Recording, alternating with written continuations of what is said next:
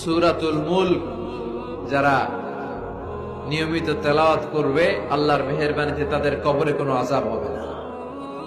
করতে রাজি আছেন? কথা কয় না। করতে রাজি আছেন সবাই? বিষ্ণুই বললেন এখানেই শেষ নয়, আরো আছে। শাফাআত লি সাহিবিহা, এই সূরাটা কিয়ামতের দিন এই সূরা যে তেলাওয়াত করবে তার পক্ষে সুপারিশ করবে। কোরআন যদি আপনার বিপক্ষে আল্লাহর কাছে নালিশ করে, আপনার বাঁচার কোনো উপায় আছে? আপনার পীর সাহেব আপনারে বাঁচাইতে পারবে? তাইলে আপনার দলের নেতা, কথা কন, কেউ বাঁচাইতে পারবে আপনারে? কোরআন যেমনি আপনার বিরুদ্ধে দাঁড়ালে আপনারে বাঁচাতে পারবে না, কোরআন তেমনি আপনার পক্ষে দাঁড়ালে আল্লাহ আপনারে ফেলে দিতে পারবে না। কোরআন আপনার পক্ষে থাকলে আল্লাহ আপনাকে দয়া করবেনই।